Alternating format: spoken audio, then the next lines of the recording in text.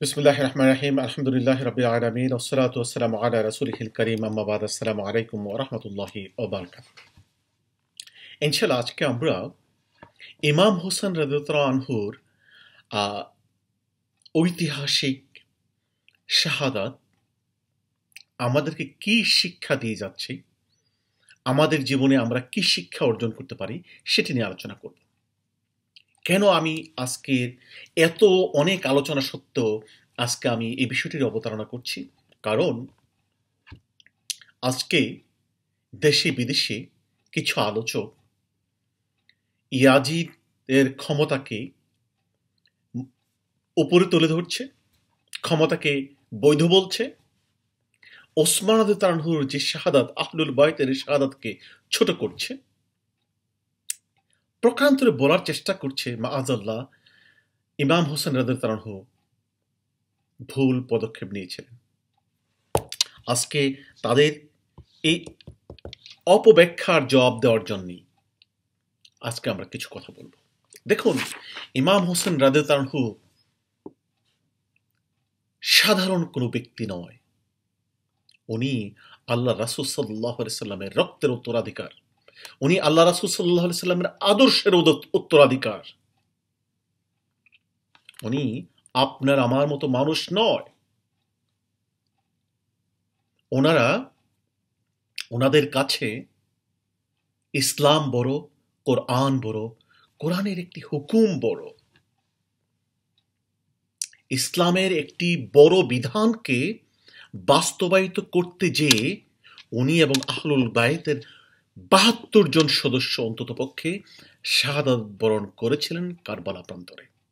ওনাদেরকে সুযোগ দেওয়া হয়েছিল শুধুমাত্র ইয়াজিদের হাতে বায়াত গ্রহণ করলেই হবে, কিন্তু ইমাম হোসেন রাদিয়াল্লাহু আনহু আল্লাহর হুকুম অমান্য করে ইয়াজিদ হাতে বায়াত নিতে পারেন না। কারণ ওনার কাছে দিবালোকের মতো স্পষ্ট ছিল, মুসলমানদের স্বতঃস্ফূর্ত সমর্থন ছাড়া জোরপূর্বক যদি কেউ ক্ষমতায় বসে, সেই ক্ষমতায় আরোহণ অবৈধ। সেই ক্ষমতাকে সাপোর্ট করা যায় না। সেই অবৈধ ক্ষমতার হাতে যারা আসীন তাদের হাতে বায়াত নিলে আল্লাহর বিধানকে অমান্য করা হবে, অবৈধ ক্ষমতারকে জায়েজ করা হবে, জুলুমকে জায়েজ করা হবে, জালেমকে জায়েজ করা হবে। উনি জালেমের হাতে বায়াত নিতে পারেন না। উনি জানতেন ওনার অধিকাংশ ফ্যামিলি মেম্বার শাহাদাত বরণ করবেন, ফ্যামিলির অনেক মহিলারা কি হবেন, হয়তো যদি উনি পরাজয় বরণ করেন বন্দী হবেন। এই কথা উনি স্পষ্ট বলেছেন যে উনি জানতেন হয়তো আল্লাহর ইচ্ছায় তার ফ্যামিলি মেম্বাররা হয়তো বন্দী হয়ে যাবে, তাদেরকে দাসী বান্দি করা হবে। বিহারুল আনোয়ারের ৪৪ নম্বর খণ্ডে ৩১৪ নম্বর পেজে এই কথাটি বর্ণিত আছে। এখন আমরা আসব কেন ওসমান রাদিয়াল্লাহু আনহু এই পদক্ষেপটি নিলেন। আমরা কোরআনের একটি আয়াত তেলাওয়াত করব। এই আয়াতটি ওমর রাদিয়াল্লাহু আনহু কিভাবে বুঝতেন এবং এই আয়াতের সত্যিকার তাৎপর্য কি, যেটি বাস্তবায়ন করার জন্য ইমাম হোসেন রাদিয়াল্লাহু আনহু শাহাদাত বরণ করেছিলেন। আয়াতটি হচ্ছে সূরা শুরার ৩৮ নম্বর আয়াত। তো সূরা শুরার ৩৬ নম্বর ৩৭ নম্বর আয়াতেও মুমিনদের কিছু গুণাবলী বর্ণনা করা হয়েছে। এরপর ৩৮ নম্বর আয়াতে আরো কিছু গুণাবলী বর্ণনা করা হয়েছে। এরপর ৩৯ নম্বর আয়াতেও বর্ণনা করা হয়েছে। ৩৮ নম্বর আয়াতে আপনারা জানেন যে নামাজ এবং মানে জাকাত দেওয়া এটা পাশাপাশি, অথবা ইনফাক ফিসাবিল্লাহ যদি ব্রড হিসাবে আসে, এটা পাশাপাশি থাকে, একটার পর একটা, মাঝখানে কম থাকে। কিন্তু এই আয়াতে আল্লাহ রাব্বুল আলামিন যে মুসলমানদের পরামর্শ ছাড়া শাসন পদ্ধতি, শাসন কার্য চলতে পারে না, এটা গুরুত্ব তত বেশি। উনি কি করলেন, নামাজের বিধান বর্ণনা করার পরে সাথে সাথে ও আমরুহুম শুরা বাইনাহুম, বলে এরপরে বললেন, কি বললেন? ও আমরুহুম, এরপরে বললেন অমিম্মা রাযাকনাহুম ইউনফিকুন।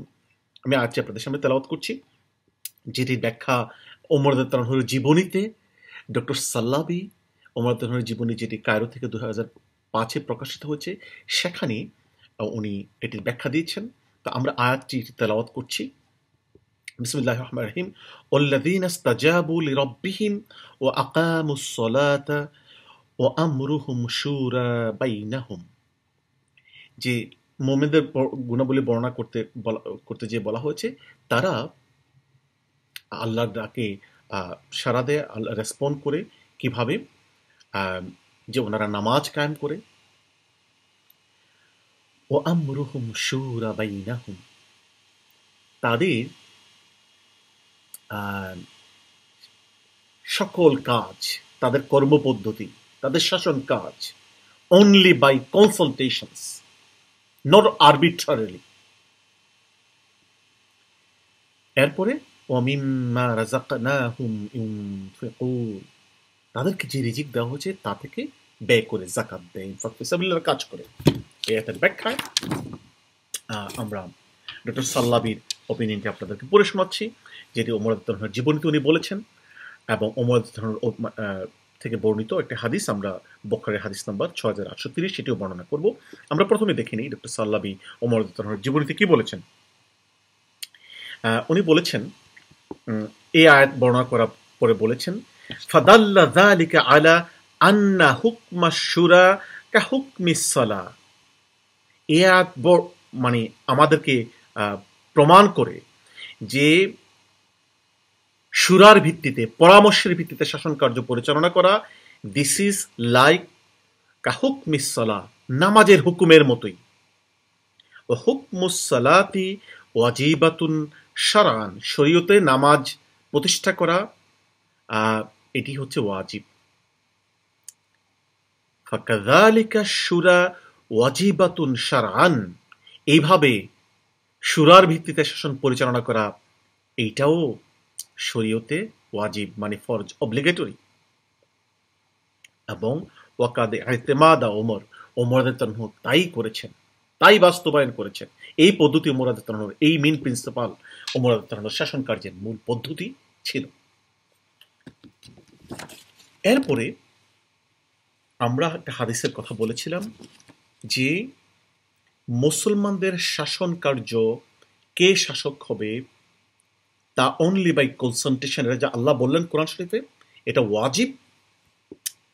এটা কত বড় গুরুত্বপূর্ণ ওমর রাদিয়াল্লাহু আনহু বলেছেন বুখারীর 6830 নম্বর হাদিসে, ফামান বায়া রাজুলান আলা গায়রি মাশুরাতিন মিনাল মুসলিমিনা ফালা ইউতাবাউ হুয়া ওয়ালাল্লাযী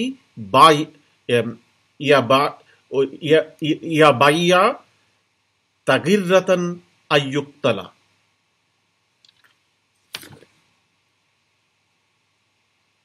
এখানে কি বললেন যে হাদিসটিতে, যে ফামান বাইয়া রাজুলান আলা গায়রি মাশুরাতিন মিনাল মুসলিমিনা, মুসলমানদের সাথে পরামর্শ ছাড়া যদি কোনো ব্যক্তি কারোর উপর বায়াত হয়, মানে কাউকে যদি ক্ষমতাসীন করার জন্য সে শপথ করে, ফালা ইউতাবাউ হুয়া ওয়ালাল্লাযী বাইয়াহু, যার শপথ করা হলো, যাকে বায়াত দেওয়া হলো এবং যে বায়াত করা হলো, তাদের দুজনকে অনুসরণ করা যাবে না। স্পষ্ট, আপনারা আবার শুনুন, ফালা ইউতাবাউ হুয়া ওয়ালাল্লাযী বাইয়াহু তাগিররাতান আইয়ুক্তালা, তাদের দুজনকে অনুসরণ করা যাবে না এবং তাদের দুজনকে কতল করে ফেলতে হবে। দে শুড বি পানিশড, আমি তাদেরকে কতল করে, হত্যা করে, হ্যাং করে ফেলতে হবে, কারণ তারা ইসলামের মৌলিক গুরুত্বপূর্ণ বিধান মাশুরাতিন, ফামান বাইয়া রাজুলান আলা গায়রি মাশুরাতিন মিনাল মুসলিমিন, মুসলমানদের সাথে পরামর্শ ছাড়া কেউ বায়াত নিয়েছে, কেউ বায়াত দিয়েছে।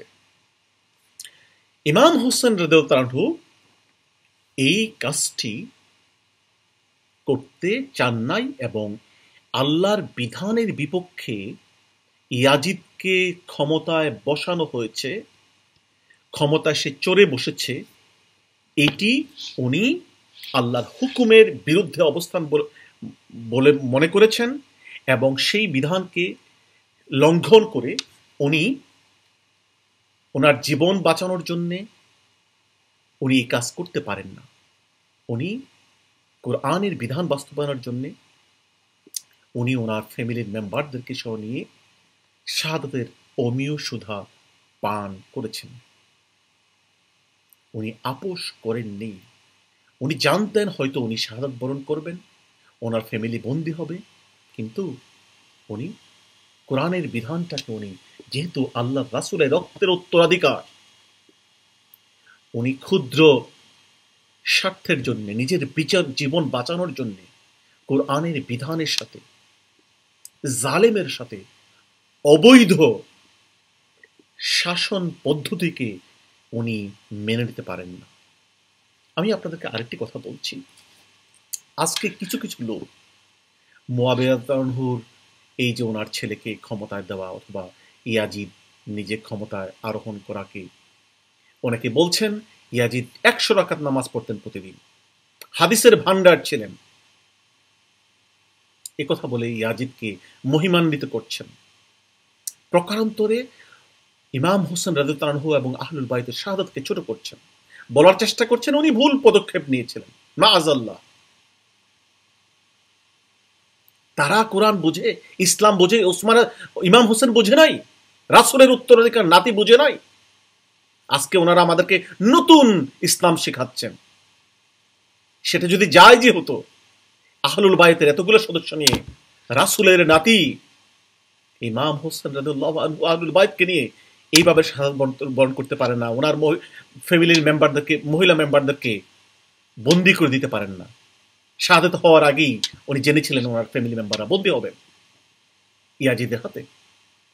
কিন্তু কোরআনের বিধানকে, ইসলামের বিধানকে উঁচু করে তোলার জন্য উনি শাহাদাত বরণ করেন। আমি শাহাদাত বরণ করেছেন।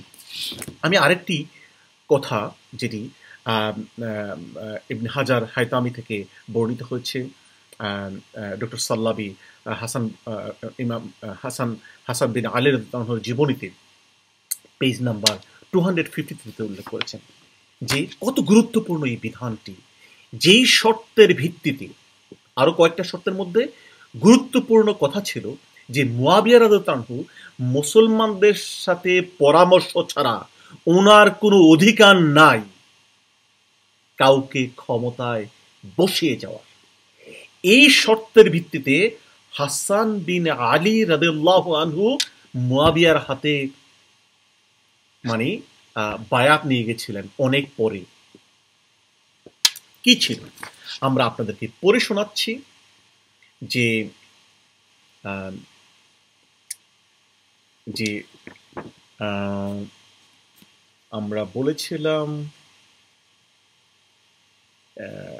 ওয়ালাইসা লি মুআবিয়া বিন ইবনে সুফিয়ান আইয়াহাদা ইলা আহাদিন মিন বা'দিহি আহদান বাল ইয়াকুনুল আমরু মিন বা'দিহি শুরা বাইনাল মুসলিমিন। এটা কোথায় আছে? এইটা পেজ নাম্বার 253 ডক্টর সাল্লাবির হাসান বিন আলী রাদিয়াল্লাহু আনহুর জীবনীতে আছে যে মুআবিয়ার কোনো অধিকার নেই, উনি তা করতে পারবেন না। আইয়াহাদা ইলা আহাদিন মিন বাদি আহদান, ওনার পরে কাউকে উনি ক্ষমতায় বসিয়ে যেতে পারবেন না, কারোর সাথে চুক্তিবদ্ধ করতে পারবেন না, কারো হাতে কাউকে ক্ষমতা দিয়ে যেতে পারবেন না। বা লিয়াকুনুল আমরু মিন বাদি শুরা বাইনাল মুসলিমিন, বরং এই ব্যাপারটি মুসলমানদের সাথে, সমগ্র মুসলমানদের সাথে পরামর্শের ভিত্তিতে সিদ্ধান্ত হতে হবে। খেয়াল করুন, আমরা ওমর রাদিয়াল্লাহু আনহুর হাদিসটি বললাম, আপনাদেরকে শোনালাম। হাসান বিন আলী রাদিয়াল্লাহু আনহু সিমিলার কথা বলছেন যে মুআবিয়া রাদিয়াল্লাহু আনহুর এই অধিকার নাই, উনি তা করতে পারবেন না, মুসলমানদের সাথে পরামর্শ ছাড়া কাউকে ক্ষমতায় বসে যেতে পারবেন না। এইটা মুসলমানদের পরামর্শের ভিত্তিতে শাসক নিযুক্ত হতে হবে। আর ওমর রাদিয়াল্লাহু আনহু কি বললেন? যদি ফামান বাইয়া রাজুলান আলা গায়রি মাশুরাতিন মিনাল মুসলিমিনা ফালা ইউতাবাউ হুয়া ওয়ালাল্লাযী বাইয়াহু তাগিরাতান আইয়ুক্তালা। যে বায়াত কাউকে দিবে এবং যাকে দেওয়া হবে, দুইজনকে কতল করে ফেলতে হবে, তাদেরকে অনুসরণ করা যাবে না। কত বড় গুরুত্বপূর্ণ এই বিধানটি! এই বিধানটি মুসলমানদের শাসন কার্য টেকসই হওয়ার জন্য এবং মুসলমানদের শাসন পদ্ধতি পরিচালনার জন্য সর্বোত্তম পদ্ধতি। অর্থাৎ মুসলমানদের সকলের স্বতঃস্ফূর্ত অংশগ্রহণে, অন্তত পক্ষে অধিকাংশ মুসলমানদের স্বতঃস্ফূর্ত অংশগ্রহণের সমর্থনে শাসন কার্য অথবা শাসক নিযুক্ত হতে হবে এবং মুসলমানরা মন থেকে শাসককে গ্রহণ করে নিতে হবে। এখানে তলোয়ার দিয়ে নয়, অস্ত্রের জোরে নয়। তলোয়ার অস্ত্রের জীবনে মাধ্যমে কোনো ক্ষমতা কোরআন সমর্থন করে না, রাসূলের সুন্নাহ সমর্থন করে না, ওমর রাদিয়াল্লাহু সমর্থন করে নাই এবং হাসান বিন আলী সমর্থন করেন নাই, হুসাইন রাদিয়াল্লাহু আনহু এবং আহলুল বায়ত সমর্থন করেন নাই। এবং শুধু তো সমর্থন নয়, এইটা ওয়াজিব। এই কথাটা ডক্টর সাল্লাবি ওমর রাদিয়াল্লাহু আনহুর জীবনীতে বলেছেন এবং ওমর রাদিয়াল্লাহু আনহু বলেছেন যে তাদেরকে কতল করে ফেলতে হবে। হাসান বিন আলী রাদিয়াল্লাহু আনহু মুয়াবিয়ার সাথে চুক্তির বিষয়বস্তু ছিল সেটা, এবং ওসমান রাদিয়াল্লাহু আনহু শাহাদাত হওয়ার মূল কারণ ছিল সেটা। অর্থাৎ আমরা পরিশেষে যে কথাটি বলতে চাই, মুসলমানদের সমর্থন ছাড়া, শুরা ছাড়া, সকলের অংশগ্রহণ ছাড়া, হ্যাঁ, শুরা এটা এমনভাবে হতে পারে যে মুসলমানরা কাউকে পার্লামেন্টারিয়ান নিযুক্ত করলো এবং ওই পার্লামেন্টারিয়ানরা কাউকে শাসক বানানো। অর্থাৎ একটা হতে পারে ডাইরেক্ট সকল মুসলমান শুরাতে পার্টিসিপেট করবে, সেটা যদি সম্ভব না হয় মাঝখানে তারা কাউকে শুরা মেম্বার নিযুক্ত করবে এবং ওই শুরা মেম্বাররা কাউকে শাসক নিযুক্ত করবেন। এইটাই ইসলামের মূল স্পিরিট শাসন কার্যের, এবং সেটা শুধু নরমাল স্পিরিট না, দিস ইজ ওয়াজিব। এই কারণেই ওমর রাদিয়াল্লাহু আনহু এই ওয়াজিব যারা পালন করবে না তাদেরকে হত্যা করতে বলেছেন। বুখারী হাদিস 6830 এই কথা বলা হয়েছে। এবং হাসান বিন আলী রাদিয়াল্লাহু আনহু সাথে মুয়াবিয়ার চুক্তি ছিল যে মুসলমানদের পরামর্শক্রমে ওনার পরে শাসক নিযুক্ত হবে, এবং ওসমান রাদিয়াল্লাহু আনহু এই কারণেই ইয়াজিদের অবৈধ ক্ষমতাকে শাসন মানে ক্ষমতা আরোহণকে মেনে নেয়নি।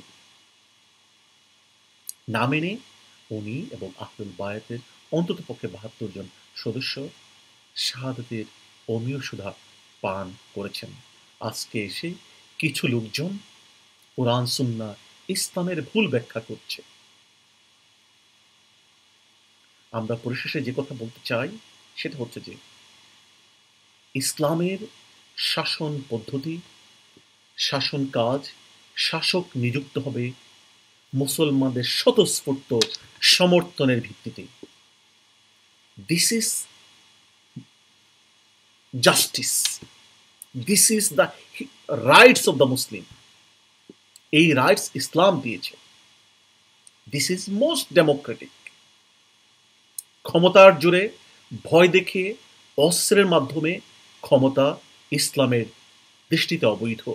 যারা এই কাজ করবে তারা জালেম। যারা এই কাজের প্রতিবাদ করবে,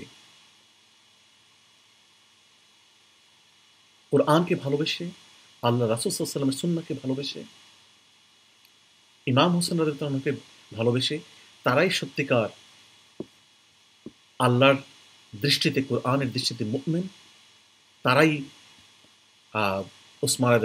ইমাম হোসেন রাদিয়াল্লাহু আনহুকে ভালোবাসে। আমরা এই শিক্ষাটি আজকে পাচ্ছি যে কোরআনের বিধানের জন্য যে ইমাম হোসেন রাদিয়াল্লাহু আনহু জীবন দিয়ে যে শাহাদাতের নজরানা পেশ করেছেন জাস্টিসের জন্য, মুসলমানদের অধিকারের জন্য, সেটাই যদি আমরা অনুসরণ করি তাহলেই আমরা আমাদের ইমাম হোসেন রাদিয়াল্লাহু আনহুর ভালোবাসা, আহলুল বায়াতের প্রতি ভালোবাসা, রাসূলের প্রতি ভালোবাসা সত্যিকার বাস্তবায়ন হবে। আদারওয়াইজ শুধুমাত্র মুহররম আসলে ঘটনা বর্ণনা করার মধ্য দিয়ে কোনো সত্যিকার মানে এই মানে ঘটনা জানার মধ্য দিয়ে, বলার মধ্য দিয়ে এটার কোনো তাৎপর্য নেই।